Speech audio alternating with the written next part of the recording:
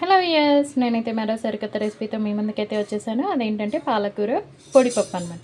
So దీనికోసం నేను ముందుగా పాలకూర కట్ చేసి కొంచెం సాల్ట్ వాటర్లో అయితే వేసి పెట్టానండి. ఎందుకంటే ఆకుకూర కదా, సో సాల్ట్ వాటర్లో వేసుకుంటే మనకు ఫ్రెష్గా ఉంటుందన్నమాట.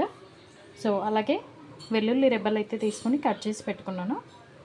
నెక్స్ట్ అలాగే కందిపప్పునైతే నానబెట్టేసుకున్నానండి. ఈ కందిపప్పు చూడండి ఇలా తుంపేసి విరిగిపోతుంది. సో ఇదైతే నానిపోయిందనమాట. ఒక 2-3 అవర్స్ నానబెట్టుకుంటే మంచిగా అవుతుందన్నమాట. సో నెక్స్ట్ ప్రాసెస్ ఏంటో మనం ఇప్పుడు చూసేద్దాం. సో చూడండి, స్టవ్ వెలిగించి మూకుడైతే పెట్టేశాను అనమాట. సో చూడండి, ఆయిల్ అయితే వేడెక్కిపోయింది. సో ఇప్పుడు నేను దీంట్లో ఆవాలు జీలకర్ర అయితే వేస్తున్నాను. చూడండి, అవి కొంచెం చిటపట్లాడుతూ ఉండగానే కొంచెం మినపప్పునైతే యాడ్ చేస్తున్నాను. దాంట్లో ముందుగా కట్ చేసి పెట్టుకున్న వెల్లుల్లి అయితే వేస్తున్నానండి. చూడండి, అవి కొంచెం కలర్ అయితే చేంజ్ అయిపోయాయి. సో ఇప్పుడు ముందుగా కట్ చేసుకున్న పాలకూరని అయితే ఇక్కడ యాడ్ చేసుకుందాము. సో చూడండి, ఒకసారి ఇలా కలిపేసుకోవాలి.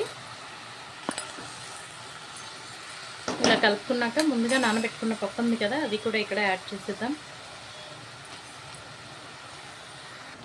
చూడండి, ఇలా ఒకసారి కలిపేసుకొని దీంట్లో కొంచెం పసుపు అయితే వేసుకున్నాము. తర్వాత దీన్ని కొంచెం సేపు మూత పెట్టి ఉడికించుకోవాలండి. చూడండి, కర్రీ అయితే ఆల్మోస్ట్ దగ్గరికి వచ్చేసింది. సో దీంట్లో ఇప్పుడు మనం salt, red chilli powder add చేసుకుందాము.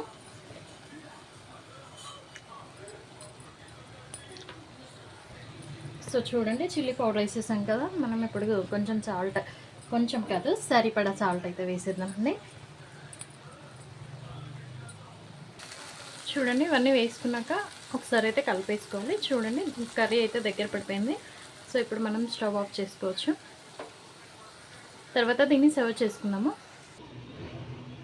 చూడండి, మనకైతే కర్రీ రెడీ అయిపోయింది. చాలా టేస్టీగా ఉంటుందండి. ఎందుకంటే మనం పప్పు కూర మెత్తగా చేసుకుంటాం కదా, ఇది అలా కాకుండా పప్పు మరీ మెత్తగా కాకుండా మరీ పలుకులుగా కాకుండా బాగుంటుంది. చాలా టేస్టీగా ఉంటుంది. సో ఈ రెసిపీ మీకు నచ్చినట్లయితే మీరు కూడా ట్రై చేయండి. అలాగే ఈ రెసిపీ నచ్చినట్లయితే మన ఛానల్ని ఫాలో అవ్వండి, లైక్ చేయండి, కామెంట్ చేయండి, షేర్ చేయండి, సబ్స్క్రైబ్ చేసేయండి. Thank you.